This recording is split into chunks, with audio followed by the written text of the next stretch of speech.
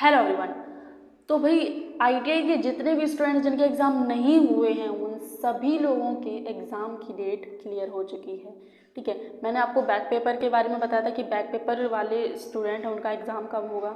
ठीक है, और जिनका एडमिशन न्यू हुआ है उनका एग्ज़ाम कब होगा। ठीक है, ये सब मैंने बताया था। अब रह गई लेफ़्ट ओवर ट्रेनिंग्स। ठीक है, लेफ़्ट ओवर ट्रेनिंग्स उनका एग्ज़ाम कब होगा।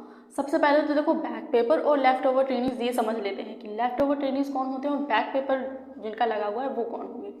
थोड़ा कन्फ्यूज़न होगा उसमें। ठीक है, तो उसको अभी हम सही कर देते हैं। सबसे पहले तो देखो बैक पेपर उनका होगा, उनका लगा होगा जिनका हॉल टिकट तो जनरेट हुआ होगा लेकिन उन्होंने किसी कारण से या फिर एग्ज़ाम नहीं दे पाए होंगे, मतलब उनका हॉल टिकट जनरेट हुआ होगा। और जो लेफ़्ट ओवर ट्रेनिंग्स हैं उनका तो मतलब हॉल टिकट आया ही नहीं, हॉल टिकट उनका जनरेट हुआ ही नहीं, किसी भी तरीके का एग्ज़ाम में बैठने से तो रहे, हॉल टिकट उनका जनरेट हुआ ही नहीं। तो हॉल टिकट जिनका जनरेट हुआ, एग्ज़ाम डेट उनकी आई या फिर किसी कारणवश उनकी एग्ज़ाम नहीं हो पाया, फिर नहीं दे पाए या फिर फेल हो गए, जो कुछ भी है नहीं दे पाए एग्ज़ाम, तो वो जाएंगे बैक पेपर के उसमें। और जिनका हॉल टिकट जनरेट हुआ ही नहीं है, अभी तक कोई एग्ज़ाम हुआ नहीं है, वो हैं लेफ़्ट ओवर ट्रेनिंग्स। तो सबसे पहले लेफ़्ट ओवर ट्रेनिंग्स की बात कर लेते हैं कि उनका एग्ज़ाम कब होगा। तो देखो प्रैक्टिकल हॉल टिकट का बोला है कि हॉल टिकट आपका 14 अक्टूबर से जनरेट होना स्टार्ट हो जाएगा, डाउनलोड होना स्टार्ट हो जाएगा। प्रैक्टिकल आपका 17 अक्टूबर के आसपास होगा। तो एग्ज़ाम भी आपके अक्टूबर में आपके एग्ज़ाम निपट जाएंगे। मुझे ऐसा लग रहा है कि अक्टूबर तक आपके एग्ज़ाम पूरे हो जाएंगे। अब देखो लेफ़्ट ओवर ट्रेनिंग्स हो गई। अब बैक पेपर। ठीक है, बैक पेपर तो बैक पेपर कब होगा मैंने आपको बताया था नवंबर के 3rd वीक है। डेट फिक्स नहीं हुई है, सही से अभी नहीं बताया गया कि कौन सी डेट को होगा, बस इतना बता दिया कि नवंबर के 3rd वीक में होगा। तो भाई देखो आप पढ़ाई स्टार्ट कर दो बढ़िया तरीके से, क्योंकि अक्टूबर ही चल रहा है। ठीक है, ऑलमोस्ट 7-8 तारीख है, आज कितनी है मुझे पता भी नहीं है, हाँ 8। तो ऑलमोस्ट 1 वीक तो निकल गया है। अब आपका 17 अक्टूबर को तो प्रैक्टिकल होगा, तो उस हिसाब से आप अपनी तैयारी शुरू कर दो, क्योंकि अक्टूबर तक आपके एग्ज़ाम हो जाएंगे लेफ़्ट ओवर ट्रेनिंग्स के। ठीक है, लेफ़्ट ओवर ट्रेनिंग्स की मैं बात कर रही हूँ, आपके एग्ज़ाम हो जाएंगे। ठीक है, बैक पेपर वालों का नवंबर के 3rd वीक में, और जिनका अभी न्यू एडमिशन हुआ है उनका कब होगा, जुलाई में। ठीक है, जुलाई में सब मैंने विस्तार में बताया, आपको वीडियो में बताया है। ठीक है, कि जुलाई में किनका होगा, जुलाई 2023 में किनका होगा। बैक पेपर वालों का तो मैंने इसी वीडियो में बता दिया, और बचे हुए लेफ़्ट ओवर ट्रेनिंग्स का होगा अक्टूबर में।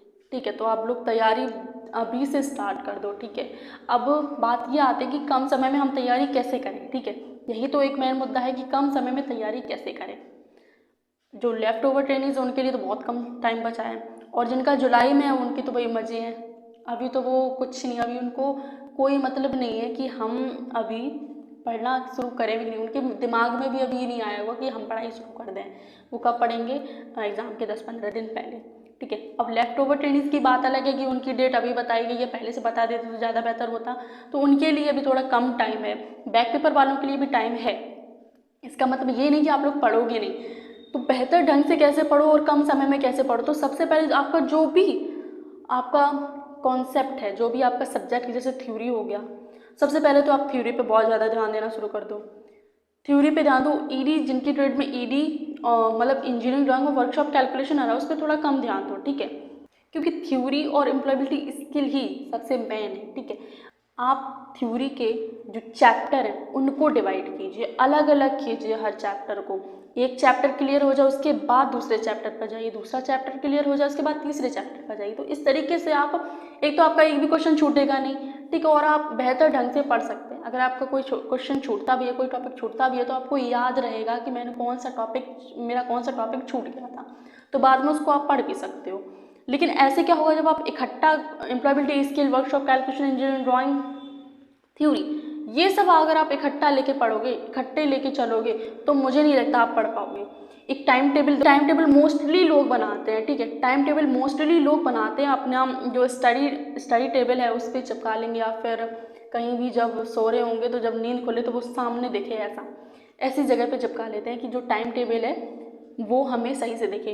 देखो टाइम टेबल की तो मुझे नहीं लगता कि ज़रूरत है, क्योंकि आपको खुद से फील होना चाहिए कि हमें पढ़ना है। ठीक है। टाइम टेबल फोर्स ना करें, ऐसा ना हो कि आपको टाइम टेबल फोर्स करें, आप अपने आप से फोर्स हो कि मुझे पढ़ना है, मेरा एग्ज़ाम है, इतने दिन बाद एग्ज़ाम, तो उस तरीके से आपको पढ़ना होगा, ठीक है। हर एक सब्जेक्ट के लिए, हर एक टॉपिक के लिए आप अपना अलग अलग टाइम दो, है ना। जैसे एम्प्लॉयबिलिटी स्किल के लिए अलग टाइम दे दो, वर्कशॉप कैलकुलेशन के लिए अलग टाइम दो, लेकिन मैंने बोला कि आप थ्योरी पर सबसे ज़्यादा ध्यान दीजिए, थ्योरी पर सबसे ज़्यादा ध्यान दीजिए। और एम्प्लॉयबिलिटी स्किल भी, एम्प्लॉयबिलिटी स्किल में क्या है, वो सिंपल है, ठीक है। एम्प्लॉयबिलिटी स्किल अगर आप एक बार भी पढ़ते हो ना, दोबारा मुझे नहीं लगता उसको पढ़ने की ज़रूरत होगी। एक बार पूरे क्वेश्चन पढ़ डालिए, मुझे नहीं लगता उसके बाद आपको ज़रूरत होगी दोबारा पढ़ने की। लेकिन थ्योरी में ऐसा नहीं है, थ्योरी में आपको पढ़ना होगा, ध्यान से पढ़ना होगा, क्वेश्चन को समझना होगा, ठीक है। तो इस तरीके से आप पढ़ सकते हैं टॉपिक वाइज, हर एक चैप्टर को एक अलग अलग पढ़िए, अलग अलग, एक चैप्टर निपटा लीजिए, दूसरा चैप्टर निपटा दीजिए, तीसरा चैप्टर, इस तरीके से आप चैप्टर वाइज पढ़ेंगे तो ज़्यादा बेहतर होगा और आपको समझ में भी आएगा कि आपने कौन सा चैप्टर पढ़ लिया है, ठीक है। अगर आप पीडीएफ से पढ़ना चाहते हैं पीडीएफ से पढ़िए, डाउनलोड कर लीजिए।